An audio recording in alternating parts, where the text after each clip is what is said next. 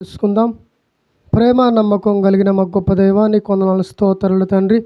గడిచిన దినాలంతట్లో నాయన మమ్మల్ని జ్ఞాపకం చేసుకొని కాచి కాపాడి నా తండ్రి, ఈ ఆదివరకాల సమయంలో నా తండ్రి నీ సన్నిధానంలో కూడుకొని నీ వాక్యాన్ని పంచుకునే భాగ్యాన్ని నాకు ప్రసాదించిన నీకు వందనాలు తండ్రి.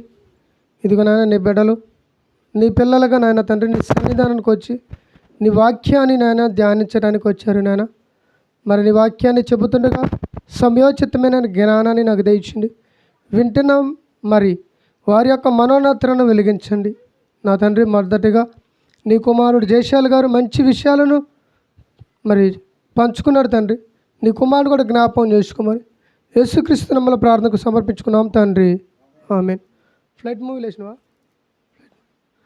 సరే, ప్రియమైన దేవుని వలన కూడి వచ్చిన మీ అందరికీ ప్రభువైన యేసుక్రీస్తు నామములో అందరికీ వందనాలు, శుభములు తెలియజేస్తున్నాను. మరి ఈరోజు ఒక మంచి పాఠాన్ని మనం ధ్యానించుకోబోతున్నాం. మనుషుల తలంపులు దేవునికి తెలుసా? మనుషుల యొక్క తలంపులు, ఆలోచనలు, ఉద్దేశాలు అనేవి దేవునికి తెలుసా అంటే తెలుసనే చెప్పవచ్చు. ఫర్ ఎగ్జాంపుల్గా రీసెంట్గా మన రాజస్థాన్లో ఏం జరిగిందో మనందరికీ తెలుసు.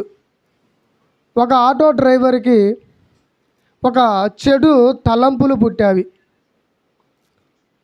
ఒక 13 ఏళ్ళ పాపని తన ఆటోలో ఎక్కించుకొని ఒక హోటల్కి తీసుకుపోయి అమ్మేసుకోవడం అనేది మనం చూసాము.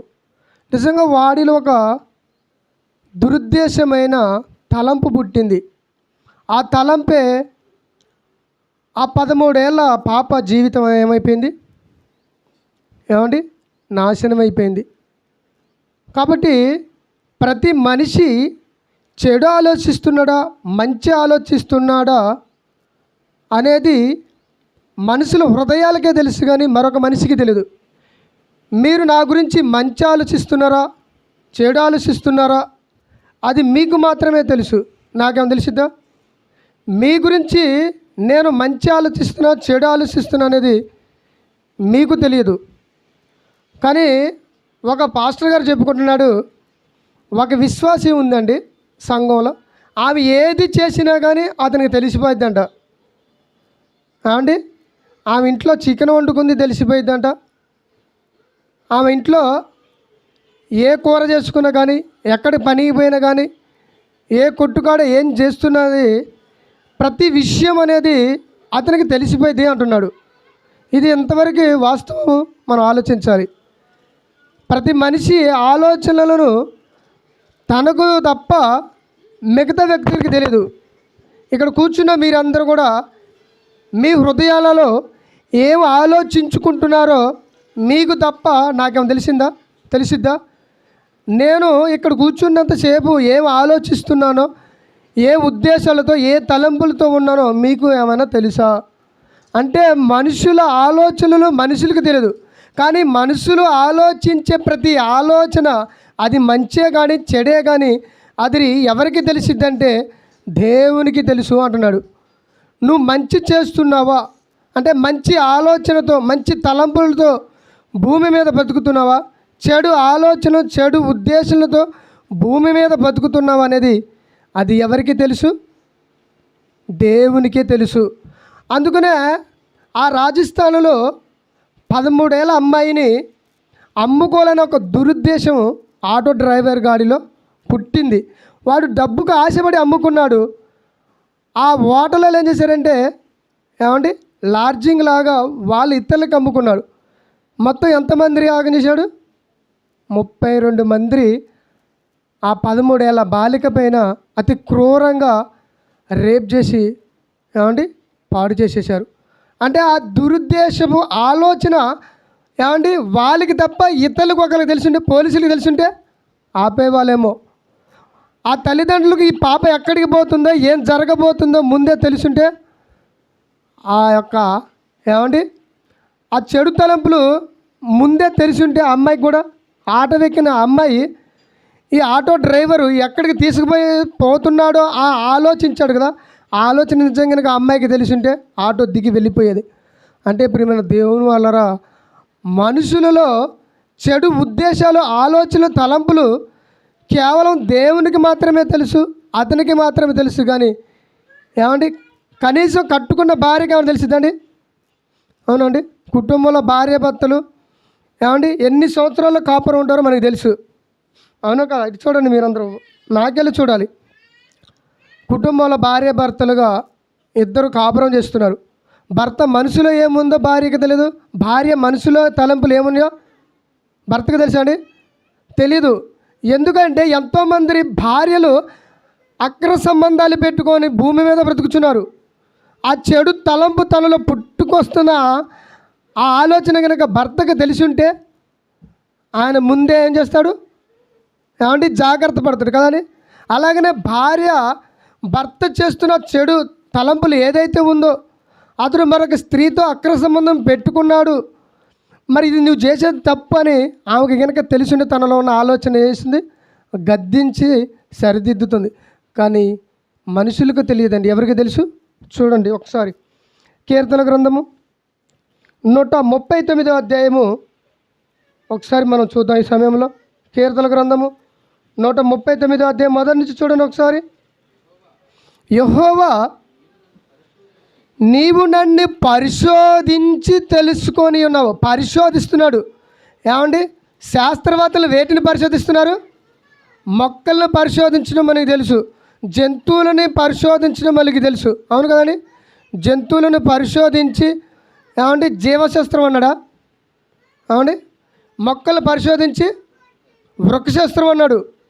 అలాగనే చేపలను పరిశోధన చేశాడు, గ్రహాలను పరిశోధన చేస్తున్నాడు, చంద్రుడిని, ఆకాశాన్ని, ఏమండి అలాగనే ఆకాశంలో ఉన్న నక్షత్రాలను కూడా, ఆ గ్రహాలలోనికి వెళ్ళిపోయి కూడా పరిశోధన చేయటం తెలుసు. కానీ దేవుడే స్వయంగా ప్రతి మనిషిని పరిశోధించి వారికి వస్తున్న ఆ చెడు తలంపులు లేదా మంచి తలంపులను దేవునికి తెలిసిపోతున్నాయి అంట. ఏమంటుండే అక్కడ 2వ వచనం, యెహోవా, నీవు నన్ను పరిశోధించి నువ్వు తెలుసుకొని ఉన్నావు. నేను కూర్చోవడం చూసారండి, మన మందిరాలలో కూడా ఎలా కూర్చుంటున్నావో చూస్తున్నాడు. నువ్వు ఎలా కూర్చుంటున్నావు, ఎలా పాటలు పాడుతున్నావు, ఎలా వాక్యం వింటున్నావు, ఎలా నేర్చుకుంటున్నావు, ఎలా బ్రతకాలనుకుంటున్నావో దేవుడు చూస్తూ ఉన్నాడు. నువ్వు ఎక్కడ కూర్చుంటున్నావు? చెడు సవాల్సల దగ్గర బీర్ షాప్లో కూర్చుంటున్నావా? ఏమండి, వాక్యం వింటారు, సంఘ సహవాసంతో ఉంటారు, కానీ చెడు సహవాసాలు బట్టి ఎక్కడ కూర్చుంటున్నారు? బీర్ షాపులలో కూర్చున్న వాళ్ళు లేరా? 24 అవర్స్ ప్రార్థనలో ఉంటాడు, ఏమండి చర్చికి వెళ్తారు, వాక్యం వింటారు, కానీ కూర్చునేది ఎక్కడ, ఏడ కూర్చుంటున్నావో కూడా దేవుడు చూస్తున్నాడు. ముసలపు ముచ్చట్లు పెట్టడానికి అక్కడ కూర్చుంటున్నావు వాళ్ళతోని. ఏమంటుండే అక్కడ, నేను లేచుట అంటే నువ్వు పడుకొని లేచుతున్నావు. ఎక్కడ పడుకొని లేస్తున్నావు? ఒక స్త్రీతో పడుకొని లేస్తున్నావా, లేదా పడక మీద నుంచి లేస్తున్నావా? నీవు లేచుట నీకు తెలియను.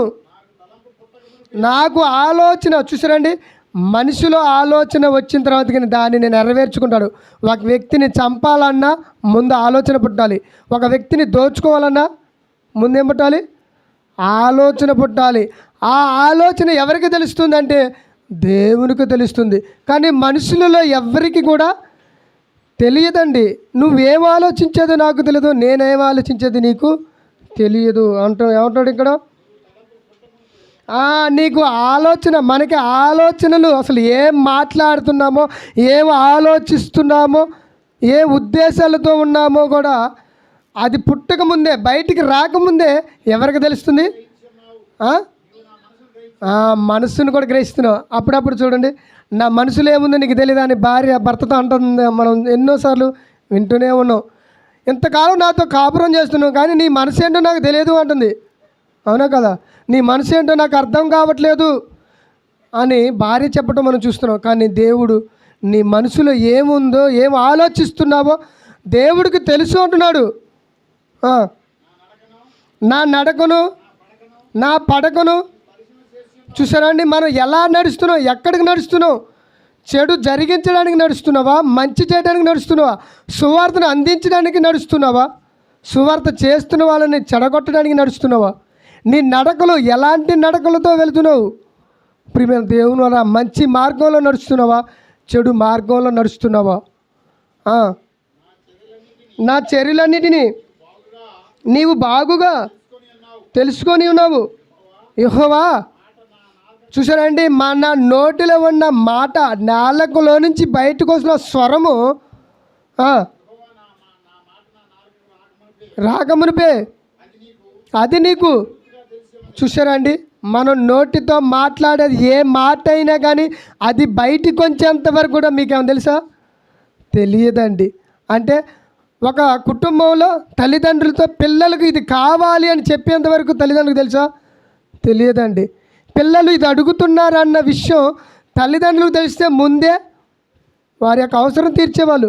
అలాగనే తల్లిదండ్రులకు ఏం కావాలో పిల్లలకి ముందే తెలుసుంటే, ఇదిగో పలాంది కావాలి అని అడిగినప్పుడు ఏం చేస్తారండి? పిల్లలు తీసుకొచ్చి ఇచ్చేవాళ్ళు. కానీ అది మాట రాకముందు ఎవరికి తెలియదు. కానీ ఆ ఏం మాట్లాడుతున్నావో అది ఎవరికి తెలుసు అంటున్నాడు? దేవుడికి తెలుసు అంట. నువ్వు మంచి మాట్లాడుతున్నావా, చెడు మాట్లాడుతున్నావా?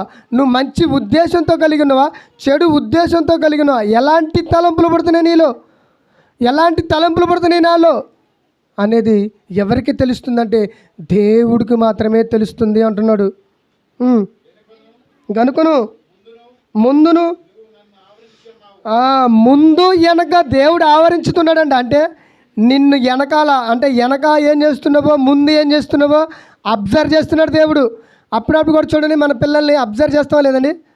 అవునా కదా? బడికి వెళ్ళేటప్పుడు వచ్చేటప్పుడు వాడు ఏం చేస్తున్నాడు, ఎలా ఎక్కడ మాట్లాడుతున్నాడు, ఎలా ప్రవర్తించుతున్నాడు, బడిలో ఏం చేస్తున్నాడు అనేది ముందు వెనకలు ఏం చేస్తున్నాం మనం అబ్జర్వ్ చేస్తాం. అలాగనే దేవుడు కూడా ఏం చేస్తున్నాడంట, మన ముందు మన వెనకాల అబ్జర్వేషన్ చేస్తున్నాడు. నీ చెయ్యి నా మీద ఉంచినావు, ఇట్టి తెలివి నాకు మించినది. చాలు ప్రియమైన దేవుని వలన మనుషులు దేవుణ్ణి ఏమండి సరిగ్గా తెలుసుకోలేకపోతున్నారు. నిజంగా ఇలాంటి తలంపులు, చెడు తలంపులు మళ్ళీ పుడుతున్నాయి అన్న విషయం ఒకళ్ళు కనుక మనుషులకు, దేవుడు ఆలోచిస్తున్నాడని మనుషులు కనుక ఆలోచిస్తే ఆ ఆలోచన రాదండి. నేను చెడు ఆలోచిస్తున్నాను, ఒక వ్యక్తిని చంపాలనుకుంటున్నాను, ఒక వ్యక్తిని దోచుకోవాలనుకుంటున్నాను, లేదా దొంగతనం చేయాలనుకుంటున్నాను, వ్యభిచారం చేయాలనుకుంటున్నాను, ఒక తలంపు మనిషిలో పుడుతున్నప్పుడు అది దేవునికి తెలుస్తుంది అనే కనుక ఆలోచన కనుక అతనిలో ఉంటే ఆ ఆలోచన రాదు, చెడు ఉద్దేశం అనేది రాదు. నాలో పుడుతుందే చెడు, అది దేవుడికి తెలుస్తుంది కాబట్టి నేను ఆలోచించకూడదు, ఇలా ఆలోచించకూడదు అని కనుక వాళ్ళకి తెలిసిపోతే ప్రియమైన దేవుని అలా ఆలోచించరు. చూడండి ఒకసారి అదే కీర్తన గ్రంథం 139 అధ్యాయంలోనే 23 వచనం చూద్దాం. దేవా నన్ను పరిశోధించి నా హృదయమును తెలుసుకొనుము. 23 వచనం చూస్తున్నావా? దేవా నన్ను పరిశోధించి నా హృదయమును తెలుసుకొనుము, నన్ను పరీక్షించి నా ఆలోచనలను తెలుసుకొనుము అంటున్నాడు. ఎవరైనా? దావీదు గారండి.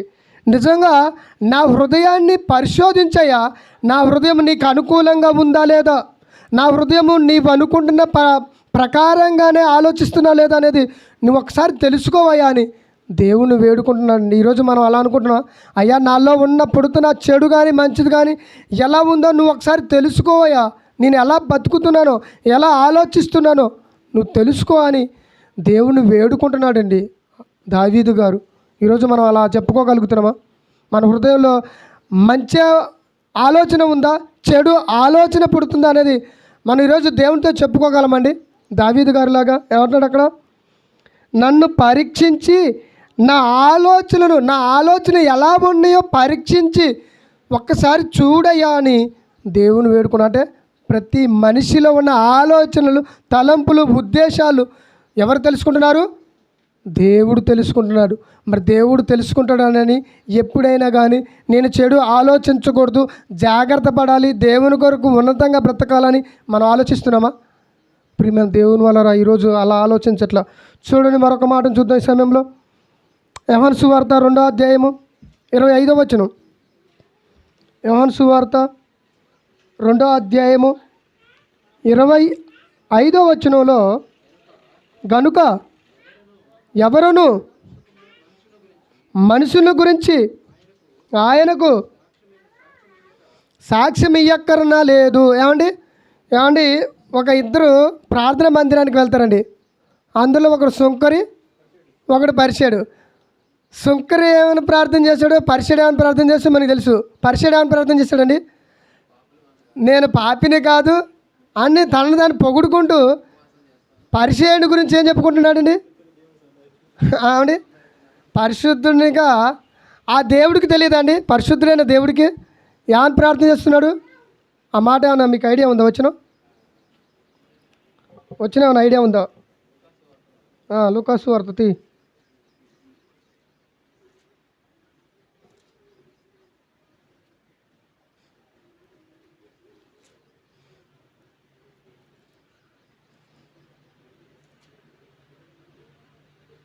దొరికిందా?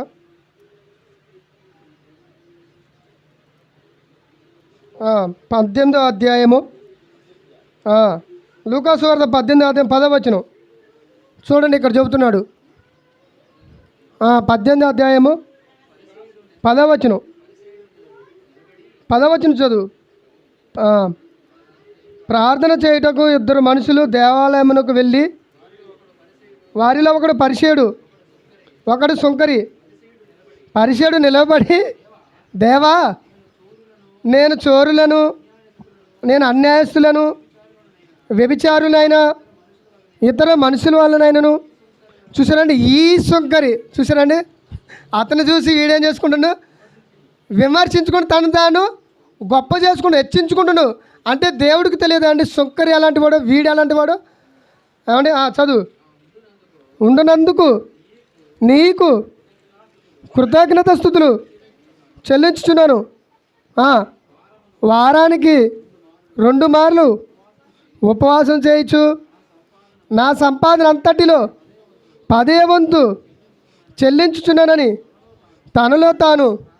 చూసారండి 10వ వంతు ఎత్తున్నావో పరకెత్తున్నావో దేవుడికి తెలుసా. మరి ఎందుకు చెప్పుకోవటం? ఇందాక మనం చదివాం కదా యోహాను సువార్త, ఒకసారి చదవండి. యోహాను సువార్త 2వ అధ్యాయం 25వ వచనంలో, యోహాను సువార్త 2వ అధ్యాయం 25వ వచనంలో ఏమన్నాడు, ఎవడును మనుషుల గురించి. చూసారండి ఈ పరిసెయుడు ఎవరి గురించి చెబుతున్నాడు? సుంకరి గురించి చెబుతున్నాడు. అసలు సుంకరి ఏమైనా ప్రార్థన చేసిండు ఆయనకి ఏమైనా తెలుసా? ఆయన హృదయంలో, సుంకరి హృదయంలో ఏముందో పరిసెయుడికి తెలుసా? మళ్ళీ అలా కాకుండా ఈ పరిసెయుడు ప్రార్థన చేసిండు కదా, అది దేవుడు వింటున్నాడా, అంటే ఎక్స్పెక్ట్ చేస్తున్నాడా, త్రోసి వేస్తున్నాడా అని తెలుసా? అక్కడ అదే చదువుతున్నాడు. యోహాను సువార్త 2:25 ఏమంటున్నాడు, గనుక ఎవడును మనుషుల గురించి ఆయనకు సాక్ష్యం అసలు అవసరం లేదు. నేను సుధాకర్ గురించి కానీ, బాబాంకుల గురించి కానీ, నీ గురించి కానీ దేవుడికి చెప్పవలసిన అవసరం లేదు అంటున్నాడు అక్కడ. నా గురించి మీరు దేవునికి చెప్పవలసిన అవసరం లేదు. ఇప్పుడు సుంకరి అదే చెబుతున్నాడు. పరిసెయుని గురించి చెప్పుకుంటున్నాడు, 10వ వంతు ఇస్తున్నానని చెబుతున్నాడు, ఉపవాసం ఉంటున్నానని చెబుతున్నాడు. అంటే చూసారండి ఎలాంటి చెడు ఉద్దేశాలతో ప్రార్థన చేస్తున్నాడో. మన ప్రార్థనలు కూడా ఎలా ఉంటాయండి? మంచి ఉద్దేశాలతో ప్రార్థన చేస్తావా, చెడుతోనా? ఒకసారి ఆలోచించండి. మన ప్రార్థనలు ఎలా ఉంటాయి? ఇగో ఈ సుంకరలాగానే ఉంటాయి. నేను ఉపవాసం ఉండట్లేదా, 10వ వంతు ఇవ్వట్లేదా, ఈ సుంకరలాగా నేను పాపం చేస్తున్నానా? అవునండి, ప్రార్థన చేస్తున్నావా లేదా? అంటే ప్రియమైన దేవుని వలన మనుషులు ఎలాంటి ప్రార్థన ఉద్దేశాలతో, ఆలోచనలతో ప్రార్థన చేస్తున్నారో అది దేవునికి తెలుసండి. అలాగనే మనుషులకు తెలుసా? ఏమండి మనుషులు అంటే పరిసెయుడు, ఏమండి ఈ పరిసెయుడు సుంకరి ఎలా ప్రార్థన చేస్తాడు ఏమని తెలుసా అంటే తెలియదండి. ఎవరికి తెలుసు? దేవునికి తెలుసు. కానీ ఏమని ప్రార్థన చేశాడు సుంకరి? ఏమని ప్రార్థన చేసి చూడండి ఒకసారి. అయితే సుంకరి దూరంగా నిలుచుండి ఆకాశం వైపు కన్నులెత్తుటకైనను. చూసారండి ఆకాశం వైపు కన్నులెత్తి చూడడానికి కూడా ధైర్యం చాలేదంటే మరి అతడా గొప్పవాడు ఇతడండి? ప్రియమ దేవుని వాళ్ళరా, తనను తాను హెచ్చించుకుంటున్నాడు. తనను తాను దేవునికి గొప్ప చేసుకోవడానికి ఒక చెడు ఉద్దేశాలతో ప్రార్థన చేస్తున్నాడు అండి. చెడు ఆలోచన, చెడు తలంపులతో ఏమంటే దేవునికి ప్రార్థన చేస్తున్నాడు. కానీ ఇతడు దేవా నేను పాపిని అని తనను తను తగ్గించుకుంటూ ఆకాశం వైపైన కన్నులెత్తి చూడలేని పరిస్థితిలో ప్రార్థన చేస్తున్నాడండి. నిజంగా ప్రియమైన దేవుడు, మన ప్రార్థన చేసినప్పుడు ఎలా చేస్తున్నాము? ఏమండి, చెడు ఉద్దేశాలతో ప్రార్థన చేస్తున్నావా? చెడు ఉద్దేశాలతో దేవుని అడుగుతున్నావా? మంచి ఉద్దేశాలతో అడుగుతున్నావా? ఏమండి, సొలొమోన్ గారు ఎలా అడిగారండి? సొలొమోన్ రాజు గారు దేవుని ఏ ఉద్దేశాలతో అడిగిండు? మంచి ఉద్దేశం. డబ్బు కావాలని అడిగాడా? తన శత్రువుల ప్రాణాలు కావాలని అడిగాడా? ఐశ్వర్యవంతుడిని కావాలని అడిగాడా? లేదండి. రాజుల ప్రాణాలు తీయాలని అడగలేదు. ఏమండి, మనుషుల ప్రాణాలు తీయాలని అడగలేదండి. ఏమడిగిండు? ప్రియమైన దేవుని వలన వివేకం కావాలని అడిగిండు. అంటే నీ ఏ ఆలోచనతో అడుగుతున్నావో దేవుడికి ముందే తెలిసి, ఏమండి, ఒక దూతను పంపించి సొలొమోన్ గారి ద్వారాగా దేవుడు మాట్లాడిచ్చాడంటే, నేను చనిపోకముందు వాటిని నాకు అనుగ్రహించుము, వ్యర్థమైన వాటిని అబద్ధములను నాకు దూరంగా ఉంచుము. పేదరికమైన ఒకసారి అధ్యాయం చదువుతుంది.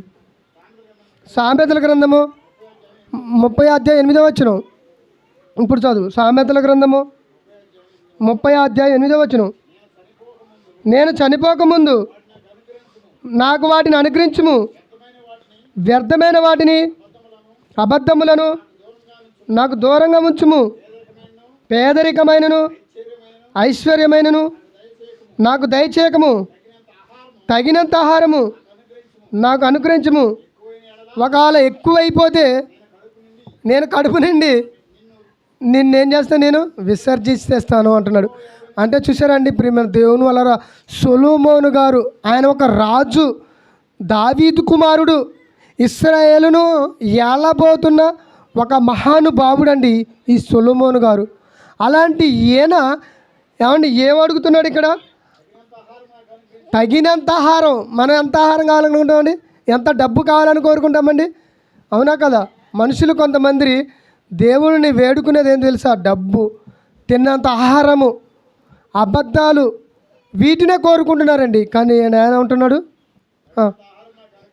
తగినంత ఆహారం నాకు అనుగ్రహించము, ఎక్కువైన ఎడల నేను కడుపు నిండిన వాడినై నిన్ను విసర్జించి.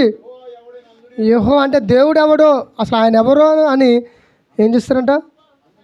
అందరేమో అంటున్నాడు. నిజంగా ఈరోజు డబ్బు ఎక్కువైపోయిన తర్వాత క్రైస్తవులలో కూడా దేవుడు ఎవరో అని చెప్పుకుంటున్న వాళ్ళు మనకు కనపడుతున్నారు. అంటే ప్రేమ దేవుని వలన మన యొక్క ఆలోచన ఉద్దేశాలు దేవుడికి తెలిసిపోతున్నాయి కాబట్టి ఆయన వెంటనే ఏం చేయాలో అది మన జీవితాలలో చేస్తున్నాడు. చూడండి ఒకసారి రాజుల మొదటి గ్రంథము 8 39 రాజుల మొదటి గ్రంథము 8 చూడండి ఒకసారి.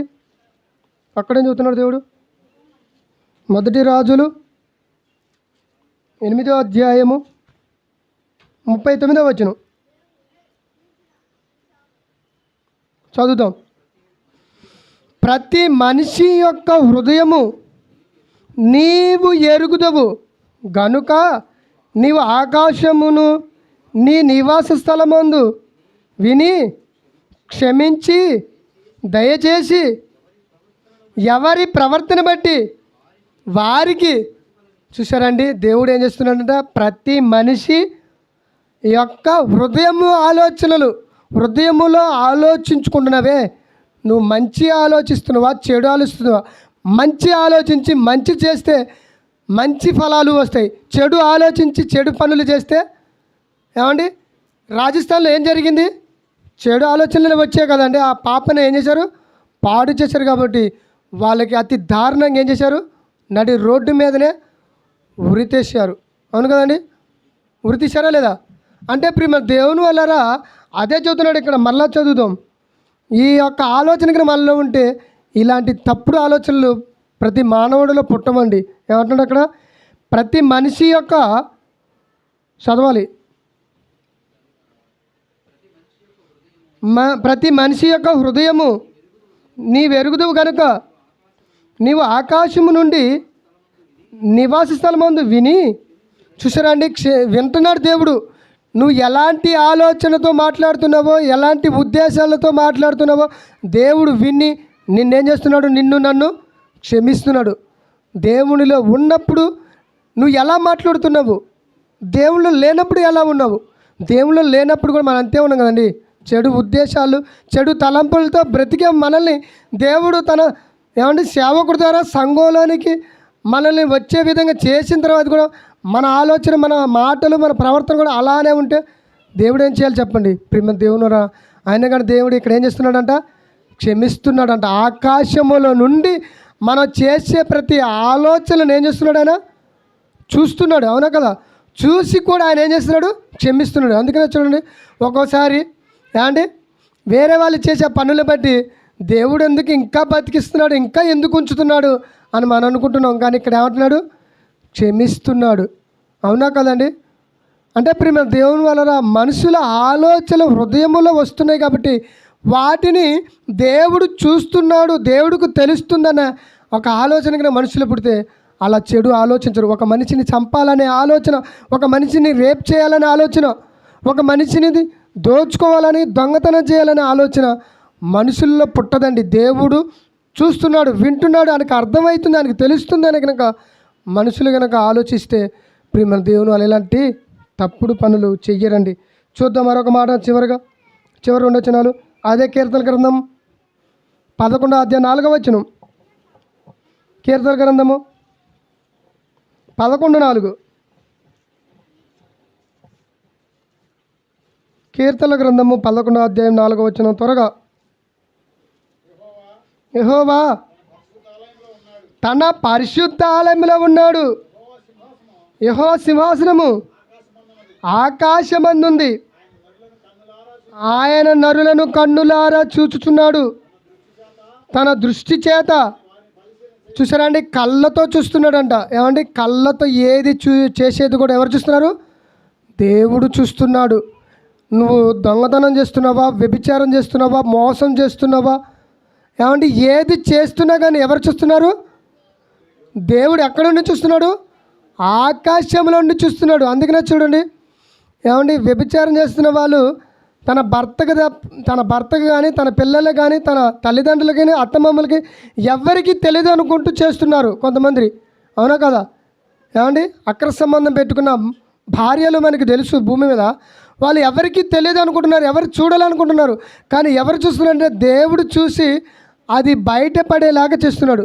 అందుకనే తర్వాతకి బయటపడిన తర్వాతకి ఏం చేస్తున్నారు? భర్తలను భార్యలు చంపేస్తున్నారు. అంటే ఇక్కడ ఏం చెబుతున్నాడు? మళ్ళా చదువుదాం. యెహోవా తన పరిశుద్ధ ఆలయంలో ఉన్నాడు. యెహోవా సింహాసనము ఆకాశమందుంది. ఆయన నరులను కన్నులారా చూసారండి. మనం ఏది చేసేది, ఏది మాట్లాడేది ప్రతిదీ కూడా దేవుడు చూస్తున్నాడు అనే భయం మనలో కలిగితే నిజంగా మనం చెడు పనులు కానీ, చెడు ఆలోచనలు కానీ మనం కలిగి ఉండమండి. అవునా కదా? నిజంగా దేవుడు చూస్తున్నాడు. ఇప్పుడు మనం ఎగ్జాంపుల్కి ఒక దొంగతనం చేస్తున్నాం అనుకో, మేము అనుకుంటారు మనుషులు ఎవ్వరూ చూడట్లేదులే అనుకుంటారు.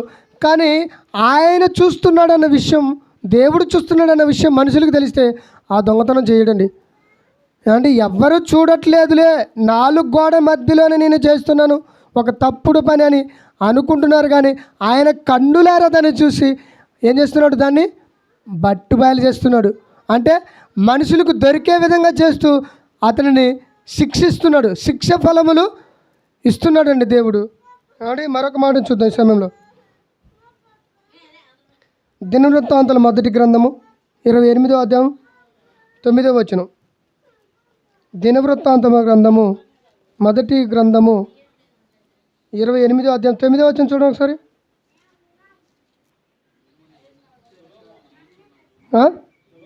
సొలొమోను, నా కుమారుడా, నీ తండ్రి యొక్క దేవుడైన యెహోవా అందరి హృదయములను చూసారండి. అందరి హృదయాలు మంచి చేసేవాడి హృదయం కావచ్చు, చెడు చేసేవాడి హృదయం కావచ్చు, ఆయన ఏం చేస్తున్నాడు? అందరి హృదయమును పరిశోధిస్తున్నాడండి. ప్రతి ఒక్కడి మనిషిలో పుడుతున్న చెడు కానీ, మంచి కానీ, ఆలోచన కానీ, పనులు కానీ ఏం చేస్తున్నాడు? దేవుడు పరిశోధిస్తున్నాడు, తెలుసుకుంటున్నాడు.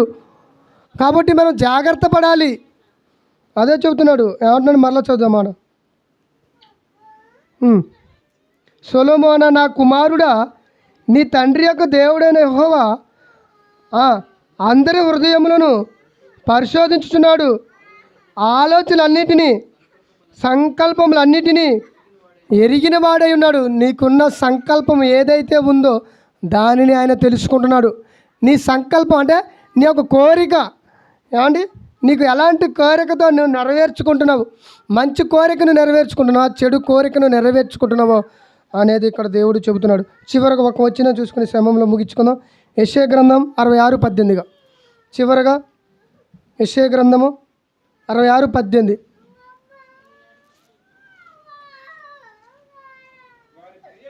వారి క్రియలు వారి తలంపులు నాకు తెలిసి ఉన్నవి.